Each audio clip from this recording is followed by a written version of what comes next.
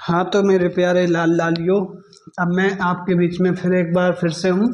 हाँ, हम एक्सरसाइज, हाँ, क्लास 10th एक्सरसाइज 3.2 का क्वेश्चन नंबर 2 है, जिसमें कहा गया है कि देखो ये है 2x + 3y = 11, यानी 2x + 3y = 11 हल कीजिए तथा इसके लिए पहले देखिए 2x + 3y = 11 एवं 2x - 4y = -24 हल कीजिए तथा इसके लिए m का मान ज्ञात कीजिए, जिसके लिए y = mx + 3।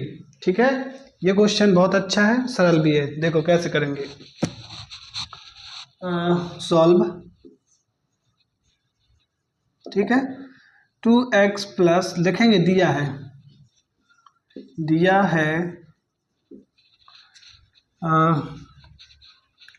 2x + 3y = 11। ठीक है, फिर ये समीकरण 1 हो जाएगा। 2x - 4y = -24 यानी 24, ये समीकरण 2 हो जाएगा। ठीक, अब भाई लगाओ वही प्रतिस्थापन विधि। ठीक है, लिख लेना प्रतिस्थापन विधि से। फिर बोलोगे समीकरण 2 से। देखो जरा, समीकरण 2 क्या है, 2x - 4y = -24। तो 2x बराबर कितना हो जाएगा, -24 + 4y। ये कैसे, देखो इधर है -4y, ये 4y इधर जाएगा, पक्षांतर होगा तो माइनस की चीज़ इधर आएगी, प्लस में हो जाएगी। ठीक है, हाँ, फिर 2x बराबर, हाँ अब देखो 4y आ गया, इतना सब कुछ हो गया। अब 2 का और पक्षांतर कर दो, इधर 2 गुणा में है, इधर आएगा तो भाग में, यानी मैं बोलूँगा तो इधर क्या बचेगा, x खाली, और इधर आ जाएगा -24 + 4y / 2, -24 + 4y / 2, ये आ गया। ठीक है, x की वैल्यू, इसको बना लो समीकरण नंबर 3। ठीक, अब के एक काम करो, समीकरण वो लिखो, x का मान समीकरण 1 में रखने पर, ठीक है, 1 में रखने पर, एक कहाँ है भाई, ये है, तो मैं डायरेक्ट ये x का मान इस x की जगह पर रख देता हूँ। ये तो 2 तो आपका गुणा में है ही, x का मान कितना आ जाएगा, -24 + 4y / में कितना है 2। एक काम करते हैं, इसे थोड़ा सिंप्लीफाई कर लो। ठीक है, सिंप्लीफाई करोगे तो समीकरण जो 3 है वो टोटल आपके पास बन जाएगा कितना, x बराबर, देखो 12 दूनी 24 और 2 दूना 4। ठीक, तो कितना आ गया, x बराबर 12 -12 और प्लस का 2 दूना 4, 2y, ये मानो समीकरण 3। ठीक है, इसको बनाओ समीकरण 3। ठीक, मान रखने में कोई 2 से काट दो, कट रहे हैं तो काट दो। ठीक है, नहीं तो समीकरण क्या हो जाएगी, थोड़ी कठिन हो जाएगी। आओ आगे चलो। हाँ, तो यहाँ पर मान क्या रखोगे, ये वाला -12 और प्लस के 2y।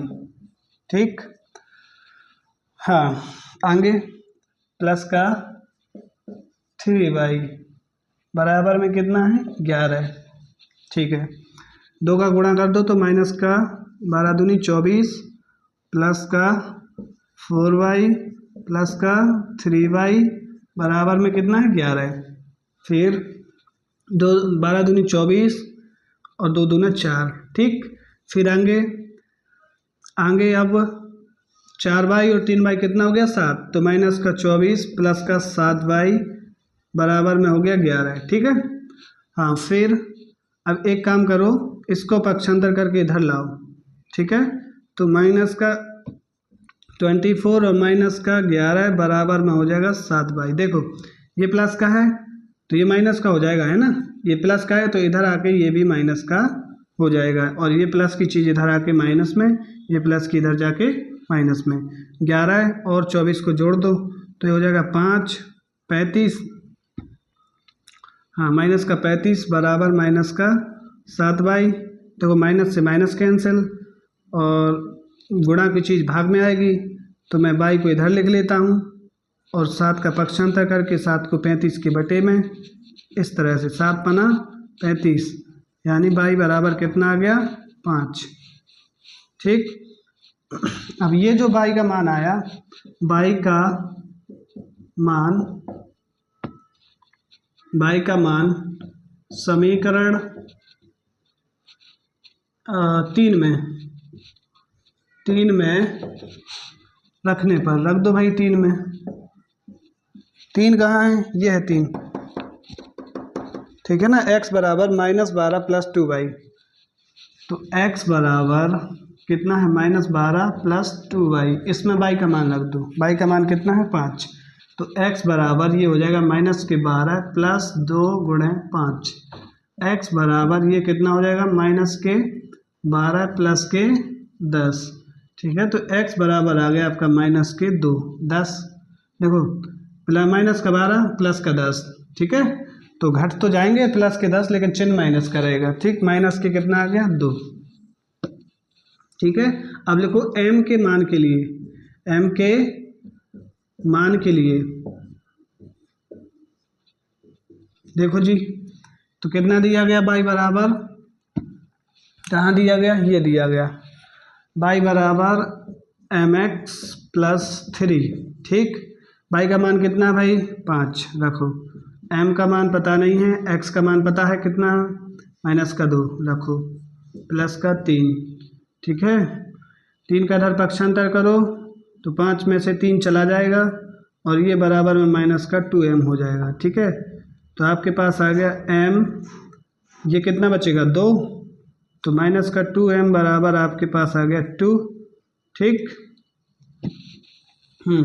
फिर क्या करोगे, फिर कुछ नहीं, ये -2 इधर गुणा में है, इधर भाग में आ जाएगा, तो ये पहुंच जाएगा m बराबर -2 बटे में 2 हो जाएगा, 2 एकम 2, m बराबर आपका वैल्यू कितना आ जाएगा -1, इस तरह से, ठीक है।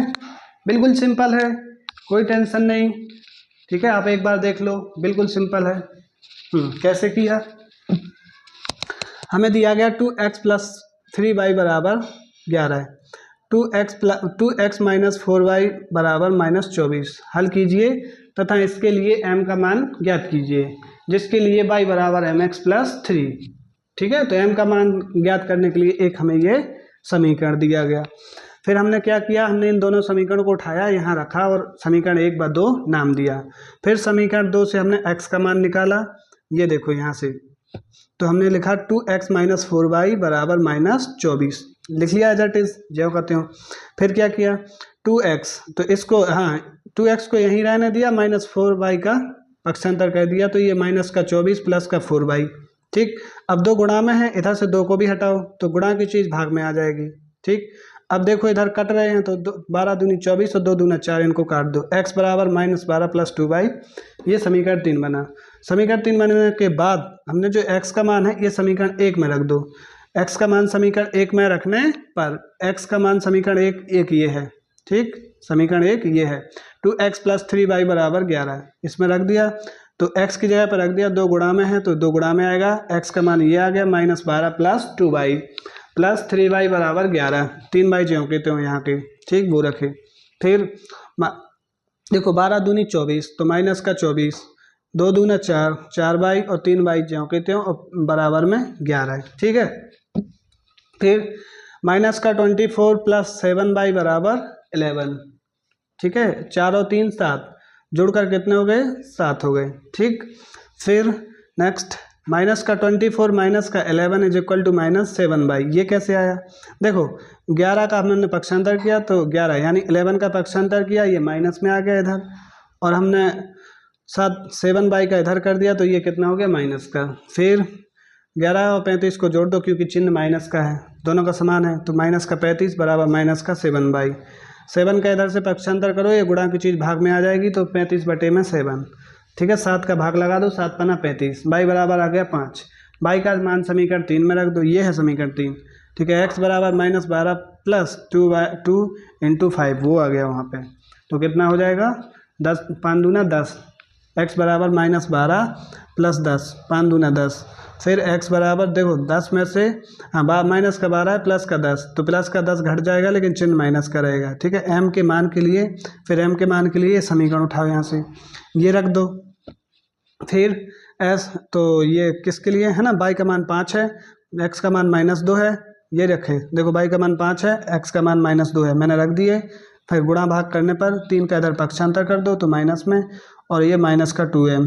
ठीक है, फिर 2m गुणा में था वो उधर गया तो भाग में चला गया, माइनस का 1 आ गया, m का मान कितना मिल गया तुम्हें -1। ठीक है, इस तरह से। अगला क्वेश्चन करें, चलो एक और देख लेते हैं। ठीक है, हाँ मज़ा आएगा। देख भाई, अब जब तू यहाँ तक आ गया है तो चैनल को सब्सक्राइब और लाइक कमेंट और ठोक दे। ठीक है, क्योंकि फ्री में पढ़ रहा है, इसी की क्लास के तुझे 4000 या 5000 देने पड़ते।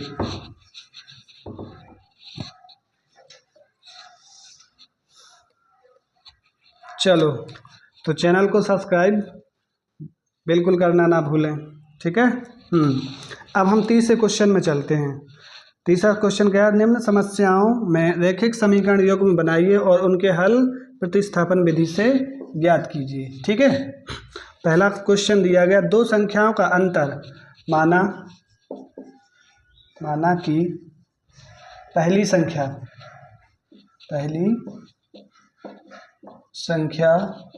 x तथा दूसरी संख्या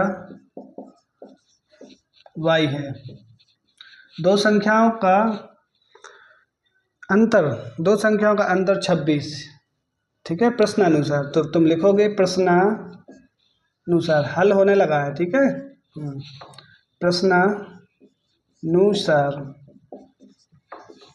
फिर क्या बोलोगे, हाँ प्रश्नानुसार। तो देखो बोला कि दो संख्याओं का अंतर 26 है, तो x माइनस वाई का अंतर कितना है 26, समीकरण 1। फिर एक संख्या दूसरी संख्या की 3 गुनी है, तो एक संख्या दूसरी संख्या की कितनी है 3 गुनी है। ठीक है, इस तरह से, हाँ उन्हें ज्ञात कीजिए। लो, ये तो और भी सिंपल है। कैसे करेंगे भाई, कुछ नहीं, ये समीकरण मान 2 दिया गया ना, समीकरण 2 से समीकरण 2 से x का मान समीकरण 1 में रखने पर, तो ये कितना आ जाएगा, देखो जरा, x की जगह पर इसमें 3y रख दो, तो यह जाएगा 3y माइनस वाई बराबर 26। हाँ, तो 3y में से 1y गया, कितना बचा 2y बराबर कितना 26। y का मान देखो 2 है इधर गुणा में, इधर आएगा भाग में, 2 है इधर मल्टीप्लाई में, 2 है इधर मल्टीप्लाई में, इधर आएगा तो डिवाइड, तो कितना हो जाएगा 26/2। ठीक है, कितने बार गया, 2 एकम 2, 2 3 6 यानी 13। ठीक है, 13 बार गया, ये आ गया y का मान 13। y का मान समीकरण किस में रख दो, 2 में, y का मान समीकरण 2 में रखने पर। ठीक है, 2 में रखने पर देखो रखो, ये है समीकरण 2, तो x बराबर कितना आया 13, तो x बराबर 3 गुणे 13, x बराबर 13 3 39, 13 3 जा 39। ठीक है, ये आ गया x का मान, सिंपल है। चलो भाई, अगला क्वेश्चन देख लें। दो समपूरक कोणों में बड़ा कोण छोटे कोण से 18 डिग्री अधिक है, उन्हें ज्ञात कीजिए। ये और सिंपल है, इसको और देख लो, है ना, क्वेश्चन बहुत सिंपल है, आप देखते जाओ, है ना। एक बार और समझा दूँ, देखो हमें कहा गया था कि रैखिक समीकरण युग्म बनाकर, है ना, हल कीजिए, तो हमने उसमें बोला गया कि दो संख्याओं का योग, तो मैंने 2 संख्या मान ली, पहली संख्या x मान ली, दूसरी संख्या y मान ली। प्रश्नानुसार दो संख्याओं का योग बोला था कि अंतर, हाँ, दो संख्याओं का अंतर 26 है। एक्स में तो मैंने क्या किया, पहली संख्या एक्स, दूसरी संख्या Y, X minus Y is equal to 26। फिर पहली संख्या दूसरी संख्या से 3 गुना है, तो x is equal to 3y, ये समीकरण 2 बन गया। ठीक, फिर समीकरण देखो मुझे बना बनाया मिल गया x का मान, तो मैं, ठीक है, आप समीकरण 3 4 नहीं बनाऊंगा, तो मैं लिखूंगा समीकरण 2 से x का मान समीकरण 1 में रखने पर इस समीकरण में रख दो, तो ये रख दिया मैंने। x की जगह पर कितना 3y, तो 3y माइनस वाई बराबर 26 आ गया, ये यहाँ से। फिर देखो 3y माइनस वाई, 3y में से 1y गया तो कितना 2y, 2y is equal to 26 है ना 26। तो अब ये 2 गुणा में है, इधर आएगा तो भाग में, और 26 से भाग लगा दो, 2 एकम 2, 2 3 6, तेरा बच गया। बिल्कुल गधा भी है ना, तो भी तेरी समझ में आएगा। चल देख, फिर इस y का मान समीकरण नंबर 2 में रखने पर, समीकरण 2 कहाँ है भाई, ये है, y बराबर कितना 13, ये यहाँ पर रख दे, तो 13 3 39, ये आ गया। ठीक, हाँ, अब अगला क्वेश्चन, एक और क्वेश्चन देखेंगे बस, फिर हाँ, बहुत सरल है, मैथमेटिक्स बहुत सरल है, मैं पढ़ाऊँगा तो सरल ही लगेगी। ठीक है, आओ भाई जल्दी जल्दी, बस चैनल को सब्सक्राइब और लाइक करना ना भूलना, ठीक है, नहीं तो शराब लगेगी, तू जो पढ़ा है वो भी भूल जाएगा। चल देख, हाँ, दो संपूरक कोणों में बड़ा कोण छोटे कोण से 18 डिग्री अधिक है, तो हम लिखेंगे सॉल्व। अब ये कौन सा है भाई, तीसरे का दूसरा हल।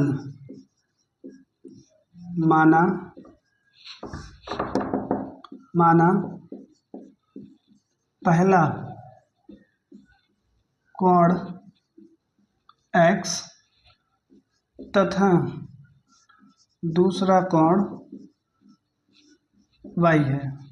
ठीक, दो संपूरक कोण का मतलब है ना, ये 90 डिग्री के होंगे, तो x प्लस वाई बराबर कितना 180 डिग्री, समीकरण नंबर 1। ठीक है, हाँ, फिर बोला कि पहला कोण दूसरे कोण से 18 अधिक है, तो x बराबर पहला कोण दूसरे कोण से कितना डिग्री अधिक है, 18 डिग्री अधिक है, ये ले, ये समीकरण 2 बन गया। फिर क्या बोला इसमें, उन्हें ज्ञात कीजिए, ले, ये और सिंपल है, कैसे करेंगे, ऐसे देखो भाई, आओ, तो मैं लिखूंगा समीकरण 2 से x का मान समीकरण 1 में रखने पर, ठीक है, रख दो। तो x की जगह पर कितना रखने वाले हो, y प्लस 18, तो रख दो, ये मान यहाँ आ जाएगा, तो y plus 18 degree plus y बराबर में 180 डिग्री, y और y कितने हो जाएंगे 2y, 1y 2, एक और ये y, तो ये कितना 2y, 18 का इधर पक्षांतर करो, ये प्लस में इधर माइनस में आ जाएगा, तो 180 माइनस का 18, बोलो भाई कितना बचेगा, 2y बराबर 10 में से 8 गए 2 बचे, 8 में से 2 गए 6 बचे, और ये 162, y बराबर 162, 2 से भाग लगा दो इसमें, 162 बटे में कितना 2, 2 अट्ठे 16, 2 एकम 2, 81। ठीक है, यहाँ नहीं दिख रहा हो तो यहाँ देख ले, ठीक है, 2 का पक्षांतर कर देगा, गुणा की चीज़ इधर भाग में आएगी, 162 बटे में 2, 2 अट्ठे 16, 2 एकम 2, y बराबर 81 डिग्री। ठीक है, y का मान समीकरण 1 में, y का मान समीकरण 2 में रख दे, यहाँ पर रख दे, तो तुझे x का मान मिल जाएगा, y का मान समीकरण 2 में रखने पर, ठीक है, यहाँ रख दो, तो ये कितना हो जाएगा, x बराबर, देखो यहाँ रख रहा हूँ, ये y का मान 81 डिग्री यहाँ पर, तो x बराबर 81 डिग्री 81 डिग्री प्लस 18 डिग्री कितना हुआ भाई, x बराबर 99 है ना, 99 डिग्री। ये आ गया तेरा आंसर, है ना। इस तरह से देखो कितना सिंपल है, बिल्कुल सिंपल, कुछ नहीं करना है, बस देखते जाना है, ठीक है। देखो भाई एक बार फिर से समझ लो, क्या बोला गया था कि दो संपूरक कोणों में बड़ा कोण छोटे कोण से 18 अधिक है। दो संपूरक कोण, संपूरक कोण का मतलब होता है एक कोण 90 डिग्री का, तो दो कोण कितने होंगे 90 प्लस, यानी 90 प्लस 90 180 डिग्री। हाँ, तो मैंने माना कि पहला कोण x है और दूसरा कोण y है, ये मैंने मान लिया, ठीक है। फिर दिया गया कि दो संपूरक कोणों, संपूरक कोण, संपूरक तो x प्लस, हाँ संपूरक कोण है तो ये समझना पड़ेगा कि x पहला कोण और दूसरा कोण, तो दोनों कोणों का योग कितना होना चाहिए 180 डिग्री। फिर उसने कहा है कि एक कोण दूसरे कोण से कितना है 18 डिग्री अधिक, तो x बराबर y प्लस 18 डिग्री अधिक। ये समीकरण 2 बन गया। बस ये बना x का मान निकल ही आया है।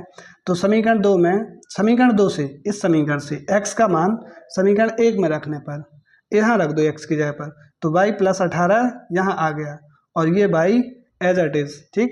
फिर बराबर में 180 डिग्री, फिर 2y, देखो एक y और ये y, दोनों y, 2y हुआ और 18 इधर प्लस का है तो इधर आके माइनस का हो गया, ठीक है। डिग्री लगाते जाना, ठीक है, कहीं डिग्री ना लगी हो तो ये गलती मत करना, डिग्री लगाते जाना, ठीक है।